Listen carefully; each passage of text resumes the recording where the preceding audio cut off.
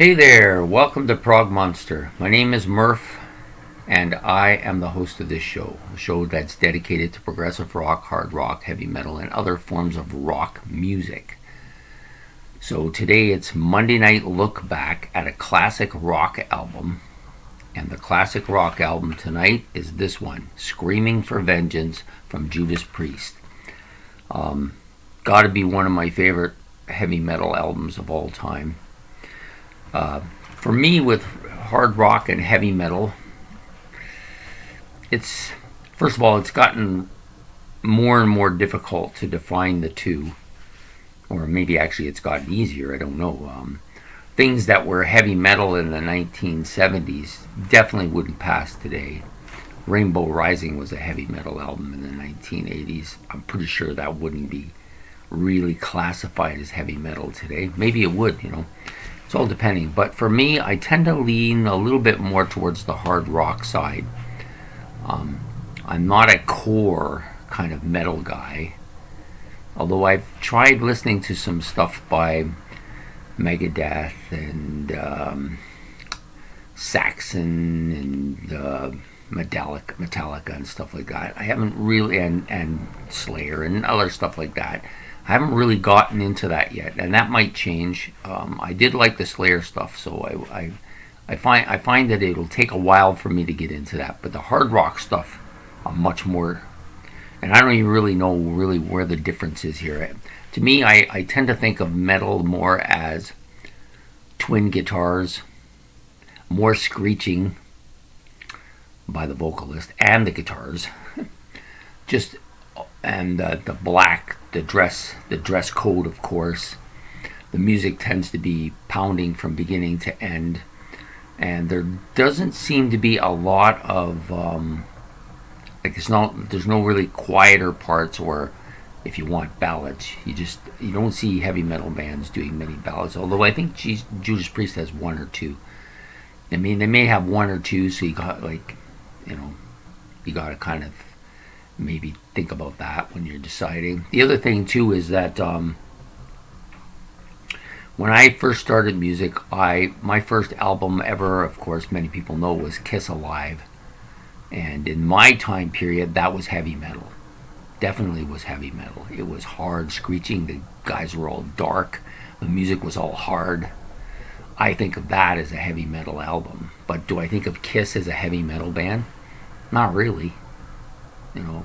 Other than that album and maybe Kiss Alive 2, I don't really think of them as a heavy metal band.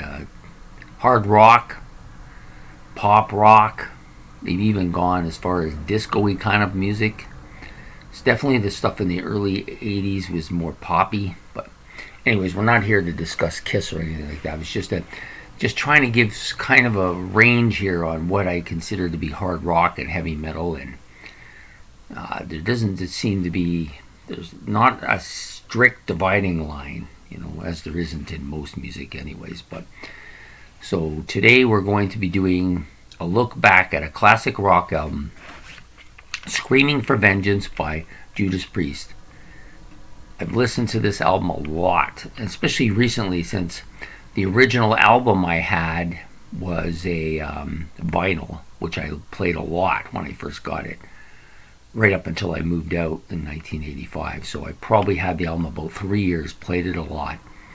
But I really only liked maybe about a half dozen tracks at that time period. Most of the stuff you would hear on the radio, plus maybe Screaming for Vengeance. I think it was Screaming for Vengeance, You Got Another Thing Coming, The Hellion, Electric Eye, and there might have been another track in there too. I mean, the rest of them I listened to, but I really didn't listen to them, if that makes any sense. But since I got this CD version of the album recently, I've been listening to all the stuff I didn't listen to before, and I've come to realize that this is a fantastic album, and definitely a master album. At the time when I got this, it was around the same time as I got The Number of the Beast from Iron Maiden. And at that time period, The Number of the Beast blew this away. Even though this was not too bad, but that was a great album. Now, I think the battle might go the other way. I think this album might actually be better. So I'm going to take maybe some hits for that comment, but that's fine. You know, it's just a matter of how something hits you. You know, like the Number of the Beast came right at the right time and gave me the boost of stuff that I wanted at that time. And to me, it was a phenomenal album, and is probably still my favorite Iron Maiden album. This album came at the same time, but had some impact, but not nearly as much. But it's having a lot more now because I've grown to like Judas Priest quite a bit more than I used to. Anyways, so we're here to talk about this album. We've now gone about 5 minutes into the video. I haven't even got to the album yet. Okay, the album was released on July the 17th, 1982. About 38 minutes, almost 39 minutes in length. Produced in Ibiza? Is that how you say it? Ibiza Sound Studios in Ibiza, Spain. I think I've had other albums from there as well. And also in the Miami, Florida, also produced it there as well. Production by Tom Allom, and on the Columbia label. Great album, featuring Judas Priest members of Rob Halford on vocals, k.k.downing on guitars, Glenn Tipton on guitar as well, Ian Hill on the bass, and of course Dave Holland on the drums, who I like a lot. Dave Holland. We'll be doing a look back video on him. I think we already did it. We already did one on him for Passing On. Anyways, fantastic album.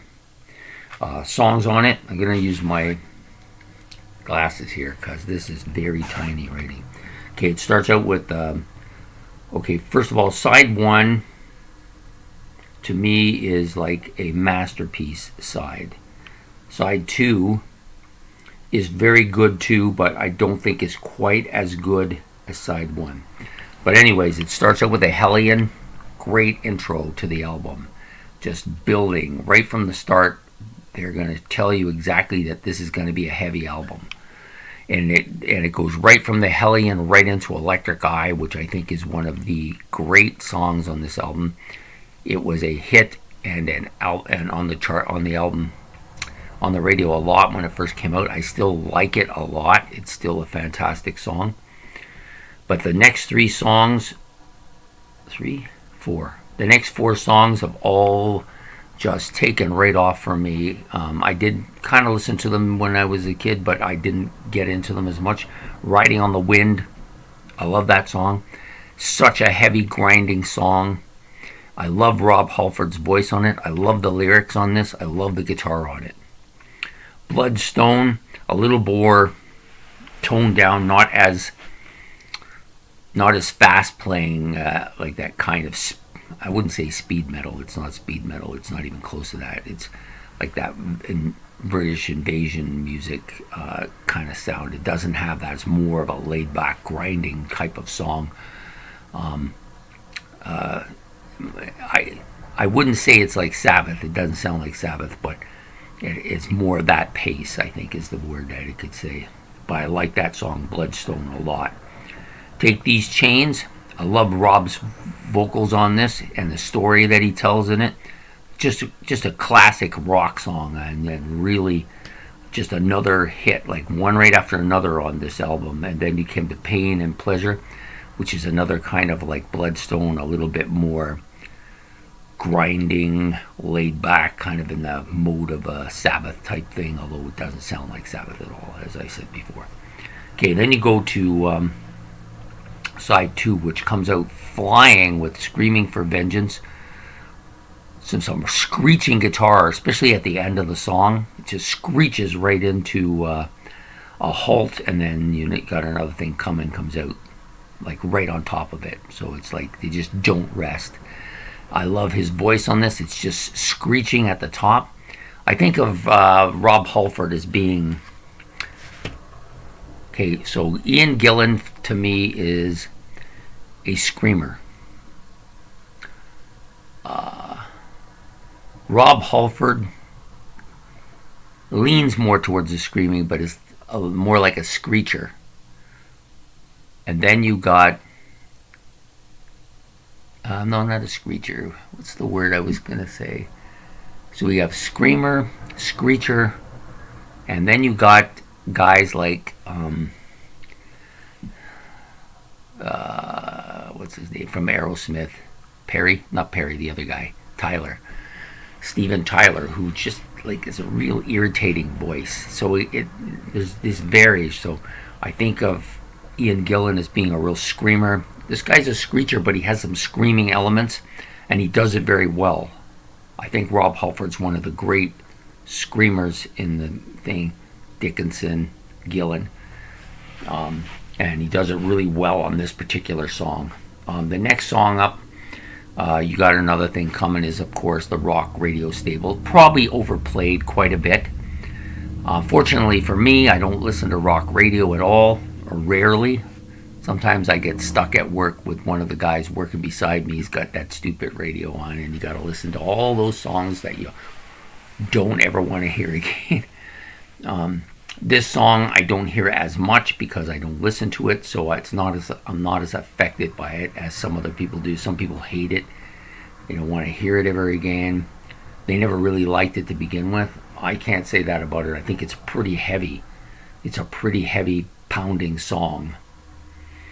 I love the drums on it quite a bit as well. The next song is Fever. Maybe one of the weaker tracks on the album, but still not bad. Still in that same kind of heavy mode, but not necessarily like Screaming for Vengeance or Riding on the Wind or Electric Eye, which are more speedy, more fast. This one's more in the same kind of tone as Bloodstone and that, and maybe a little between the two. I don't mind it. It's pretty good, but it's not one of my favorite tracks on the album. And then it ends off with Devil's Child, which I really like a lot. He just really nails the vocals on this a lot. It's not one of the top 5 or 6 tracks on the album, but still really good. To me, there's no song on this album under a 7.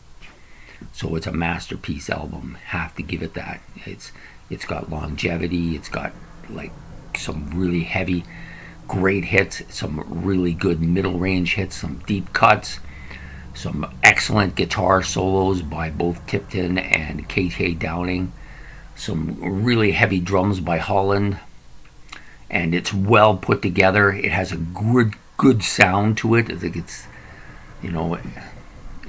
it really, I hate to say this, but when this comes on, I want to play air guitar.